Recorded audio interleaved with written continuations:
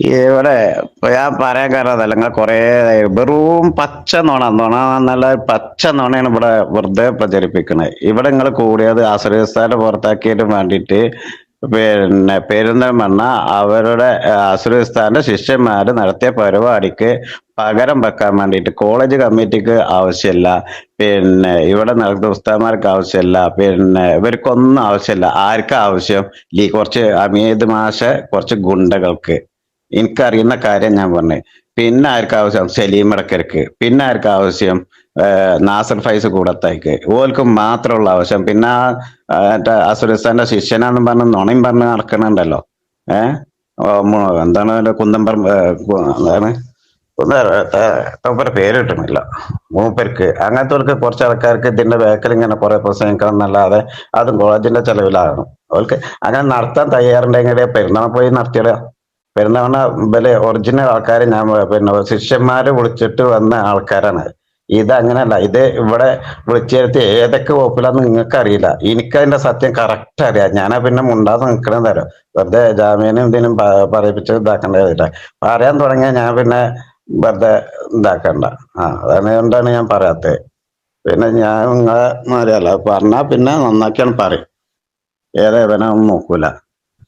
ആ അത് ചിലപ്പോ നേതാക്കന്മാരാവും, നേതാക്കന്മാരല്ലാത്തവരുണ്ടാവും. ഓൽക്കൊക്കെ കിട്ടും, നന്നാക്കി പറയും. അതുകൊണ്ട് ഞാൻ പിന്നെ ഉണ്ടാക്കണേ, വെറുതെ പറയിച്ചെന്റെ എഴുതിയിട്ടാ. ഈ വോയിസ് പറയുന്ന വ്യക്തി ജാമ്യയിലെ ജീവനക്കാരനായ കുഞ്ഞിമരക്കാർ എന്ന് പറയുന്ന സഹോദരൻ്റെതാണ്. കഴിഞ്ഞ ദിവസം പട്ടിക്കാട് ജാമ്യ നൂരിയയിൽ നടന്ന പൈതൃക സംഗമം എന്ന പേരിൽ നടത്തിയിട്ടുള്ള ആ കൂട്ടായ്മയുടെ പിന്നിൽ അദ്ദേഹം നേരിട്ട് അനുഭവിച്ച യാഥാർത്ഥ്യങ്ങളാണ് ഈ പുറത്തു കൊണ്ടുവന്നിരിക്കുന്നത്. സത്യത്തിൽ ഇന്ന് സമസ്തയിൽ വിഭാഗീയമായി സമാന്തരമായി പല സമ്മേളനങ്ങളും ഗൂഢാലോചനകളും സംഗമങ്ങളും നടത്തിക്കൊണ്ടിരിക്കുന്ന നളന്ദ വിഭാഗത്തിൻ്റെ ഇത്തരം ഗൂഢാലോചനകൾ ഇപ്പോൾ പുറത്തേക്ക് വന്നുകൊണ്ടിരിക്കുകയാണ് ഓരോന്നോരോന്നായി. സത്യത്തിൽ ഇതൊക്കെ വിലയിരുത്തുന്ന, ഇത് കേൾക്കുന്ന ആളുകൾക്കറിയാം ഇവരാണ് യഥാർത്ഥത്തിൽ ഈ മഹാന്മാരായ ഉസ്താദുമാരെയും അതുപോലെ ഈ മഹത്തായ ജാമിയ നൂരിയ എന്ന് പറയുന്ന ഈ പ്രസ്ഥാനത്തെയും ഈ സ്ഥാപനത്തെയൊക്കെ സമൂഹ മധ്യത്തിൽ കളങ്കപ്പെടുത്തുന്നതും അതിൻ്റെ പൈതൃകത്തെ വികൃതമാക്കുന്നതും അതുപോലെ ബഹുമാനപ്പെട്ട മുസ്ലിം കൈരളിയുടെ അഭിമാന സംഘം സമസ്തകളുടെ ജമിയത്തുൽ ഉലമ അതിനെ ഈ അടുത്തായി പല നിലക്കും പ്രതിസന്ധിയിലാഴ്ത്തിയതും ഇത്തരം വിഘടന വിഭാഗീയ പ്രവർത്തനങ്ങൾ നടത്തുന്ന ആളുകളാണ് എന്ന കാര്യത്തിൽ യാതൊരു തർക്കവുമില്ല.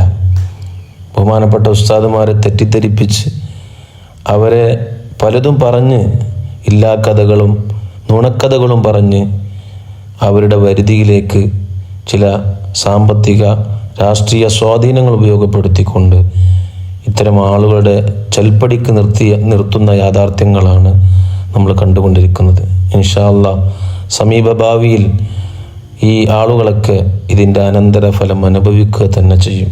ബഹുമാനപ്പെട്ട സമസ്തകളുടെ ജമിയത്തുൽ ഉലമ അതും എന്നും എക്കാലത്തും വളരെ യശസ്സോടുകൂടി അഭിമാനത്തോടുകൂടി മുന്നോട്ട് പോയി അതിൻ്റെ ജൈത്രയാത്ര തുടർന്നുകൊണ്ടിരിക്കും. ഇൻഷാ അല്ലാഹ് 100-ാം വാർഷിക മഹാസമ്മേളനം വരാനിരിക്കുന്ന ഈ സാഹചര്യത്തിൽ സുന്നി പ്രവർത്തകർ ഈ നളന്ദ അല്ലെങ്കിൽ ഈ വിഭാഗീയ പ്രവർത്തകരുടെ ഇത്തരം ഗൂഢാലോചനകളൊക്കെ ചവറ്റുകൊട്ടയിലേക്ക് വലിച്ചെറിഞ്ഞ് വളരെ ആവേശത്തോടെ ആർജവത്തോടെ ബഹുമാനപ്പെട്ട സയ്യിദുൽ ഉലമയുടെയും ബഹുമാനപ്പെട്ട സാദാത്യങ്ങളുടെയും പണ്ഡിതന്മാരുടെയൊക്കെ കീഴിൽ അണിയായി വലിയ ആവേശത്തിൽ പ്രവർത്തിക്കലാണ് ഈ സന്ദർഭത്തിൽ ചെയ്യേണ്ടത് എന്ന് പ്രത്യേകം ഓർമ്മപ്പെടുത്തുകയാണ്. അള്ളാഹു തൗഫീഖ് ചെയ്യുമാറാകട്ടെ.